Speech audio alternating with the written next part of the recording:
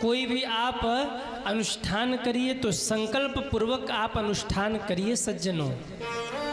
जैसे आप व्रत रहते हैं ना, तो व्रत का संकल्प लीजिए।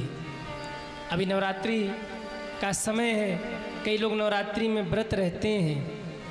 माँ के सामने जाइए और व्रत रहने के पहले हाथ जोड़कर माँ से प्रार्थना करिए, माँ मैं आपके निमित्त ये व्रत रख रही हूँ, ऐसी कृपा करिएगा कि ये मेरा व्रत निर्विघ्न पूर्ण हो।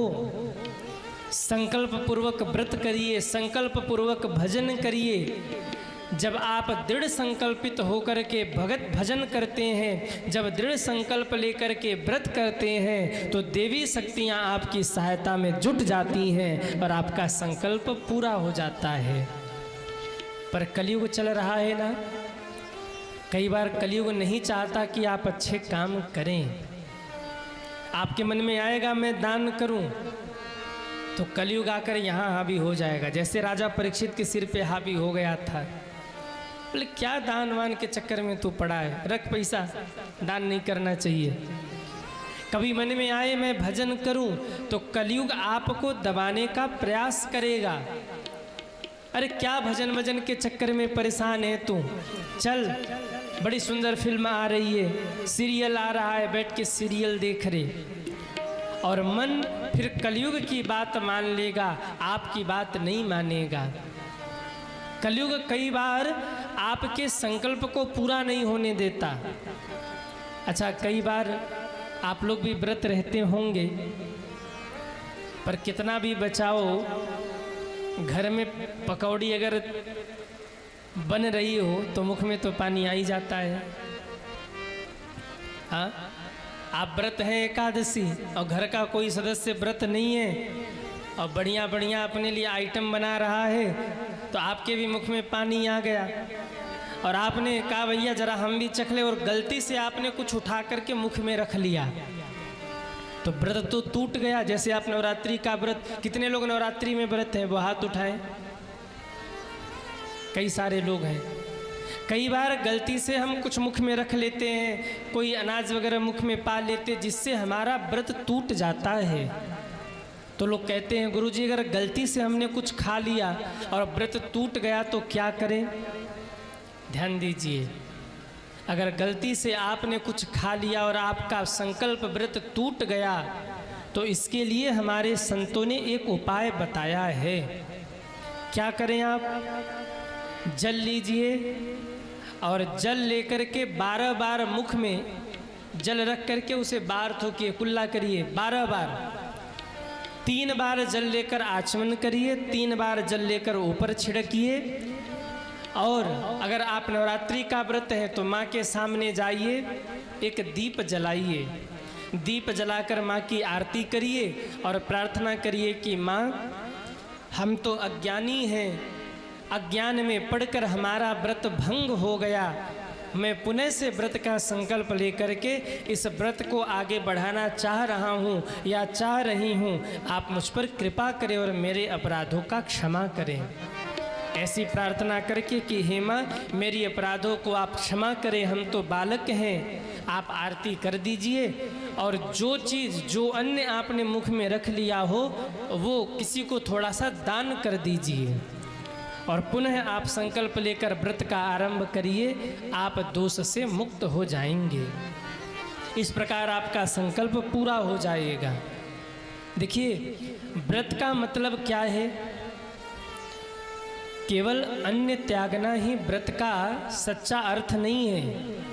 हमने अन्न का त्याग कर दिया, हम अन्न नहीं खाएंगे, यही व्रत नहीं है। व्रत का एक और अर्थ और है, अपने जीवन की वृत्तियों को सुधारना ही व्रत कहा जाता है सज्जनों। इसे उपवास कहते। उपवास का मतलब उप यानी परमात्मा के, वास यानी निवास करना, परमात्मा के समीप ही निवास करना उपवास कहा जाता है। आप अपने जीवन की बुराइयों का त्याग करके परमात्मा के चरणों में लगे रहिए, भगवान की भक्ति में लगे रहिए, ये भी एक उपवास है। पर आप लोग अगर बुरा न माने तो मैं एक निवेदन और कर दूं। कह दो कि रहने दो। अरे कहिए हाँ या ना। आजकल एक ट्रेंड चल रहा है, नवरात्रि भर शाकाहारी बने रहेंगे, नवरात्रि तक कुछ खाएंगे पिएंगे नहीं, लेकिन जैसे ही नवरात्रि बीती और दशहरा आया कुछ भी छोड़ेंगे नहीं। जीवों की कमी हो जाएगी धरती पर, 9 दिन में जितना बचाया है सब एक ही दिन में खा जाएंगे। हाँ, जीव जंतु भी अपने प्राण बचा के भागते होंगे। क्यों? खरगोश उसको घास खाना है तो घास ही खाएगा, शेर उसको अभक्ष खाना है तो अभक्ष ही खाएगा, वो घास नहीं खाएगा। पर एक इंसान ही है जो सब कुछ खाता है। जब तक नवरात्रि है तब तक बचे रहेंगे, पर जैसे ही नवरात्रि समाप्त हुई बचा कुचा सब पूरा कर देंगे। हाँ, जब तक श्रावण चल रहा है ना, हर हर महादेव हर हर, दूर रहो दूर रहो, हम बिल्कुल इस समय कुछ नहीं चलेगा, चलो हटो। और जैसे ही शिवरात्रि, जैसे ही श्रावण बीता, नवरात्रि बीती है, फिर तो देखो आहा हा हा, तुरंत पार्टी होना चाहिए, बचा खुचा सब सफाया कर देंगे। याद रखिए, केवल अन्न का त्याग करना ही उपवास नहीं है, अपने जीवन के बुरे वृत्तियों का त्याग कर देना भी उपवास कहा जाता है सज्जनों, व्रत कहा जाता है। अपने जीवन की बुराइयों का त्याग करिए, बुरी आदतें सुधार लो, बस हो गया भजन, मन की तरंग मार लो। अभी हम लोग रास्ते में आ रहे थे तो हम लोग चर्चा कर रहे थे, जो भैया में लेके आ रहे थे और बाबूजी बैठे, आप लोगों से चर्चा हुई कि क्या इधर बलि प्रथा है? तो बोले नहीं महाराज, हमारे यहाँ तो नहीं। और मुझे सुन के बड़ा अच्छा लगा। कई बार लोग अपना पेट भरने के लिए माता रानी को माध्यम बना करके जीवों की बलि देते हैं, और क्या कहते हैं? बोले माता रानी बलि से प्रसन्न होती हैं। कई बार लोग माँ का सहारा लेकर के बलि देते हैं और बलि देकर जीवों की हत्या करते हैं और उसे अपने प्रसाद के रूप में स्वीकार करते हैं। माँ को भी बदनाम किया, प्रसाद को भी बदनाम किया और सनातन धर्म को भी बदनाम कर दिया। हमारे यहाँ बलि प्रथा नहीं है, याद रखिए, बलि है। कैसी बलि है? 3 प्रकार की साधना होती है, सात्विक, राजसिक और तामसिक। जो तामसिक साधना करते अपने क्षणिक सुख के लिए, चमत्कार के लिए, ऐसे लोग बलि देते हैं। जो तामसिक साधना करते, तंत्र साधना करते हैं और उनकी दुर्गति होती है, अंत में उनको नरक की यातना सहनी पड़ती है, उनको नाना प्रकार के कष्ट झेलने पड़ते हैं। जो तंत्र की साधना करते हैं वो बलि देते हैं। सात्विक साधना सबसे सर्वश्रेष्ठ है सज्जनों, और सात्विक साधना में, सात्विक भक्ति में बलि नहीं है। हाँ, बलि देने का विधान बताया है। काशी फल की बलि दी जाती, कोहड़े की बलि का विधान बताया है। नारियल की बलि दी जाती है। जब आप हवन कराते हैं, हवन करते हैं घर में, तो आपने देखा होगा हवन के अंत में पंडित जी एक नारियल लेकर के उसे अग्नि में समर्पित करते हैं, सूखा नारियल। ये सात्विक बलि है, इससे साधना बढ़ती, इससे भक्ति बढ़ती है। ये कोई दोष नहीं है, बलि का विधान है। माता रानी के मंदिर में लोग नारियल समर्पित करते, ये भी एक बलि है। ये सात्विक बलि है। बलि का मतलब केवल जीवों की हत्या नहीं है। कोहड़े की बलि, तरबूज की बलि, ये सब सात्विक में आता है। नींबू की बलि, और तामसिक में बोले जीवों की हत्या।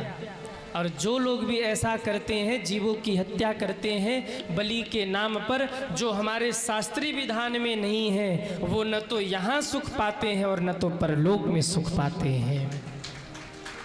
आप विचार करिए, वो कौन से भगवान हैं जो जीवों की हत्या करना सिखाते होंगे। हमारे यहाँ तो कहा गया अहिंसा परमो धर्म, और फिर उस अहिंसा में ये हिंसा कहाँ आ गई। हमें नहीं लगता कि किसी निर्जीव जीव की हत्या करके कोई माँ प्रसन्न होती होंगी। वो कौन माँ होंगी जो अपने बेटे की हत्या चाहेंगी? वो कौन माँ होंगी जो जीव की हत्या चाहेंगी? माँ तो करुणा की मूर्ति हैं। या देवी सर्वभूतेषु मातृरूपेण संस्थिता, नमस्तस्यै नमस्तस्यै नमस्तस्यै नमो नमः। तो जो लोग भी जीवों की हत्या करते हैं, बलि के नाम पर वो सरासर गलत करते हैं। वो न यहाँ सुख पाएंगे और न तो वहाँ सुख पाएंगे। अपने नारकीय विधान को वो संपन्न कर रहे हैं, नरक जाने का मार्ग वो प्रशस्त कर रहे हैं। बोलिए भक्तवत्सल भगवान की जय। और हाँ, अगर बलि देना है, अगर आहूत करना ही है, तो अपने गलत विचारों की बलि दीजिए, अपने कुकर्मों की बलि दीजिए, अपने जीवन के दुर्गुणों की बलि दीजिए। उसे न्यौछावर करिए भगवान के चरणों में, उसे न्यौछावर करिए माँ के चरणों में। बोलिए अम्बे मैया की जय हो।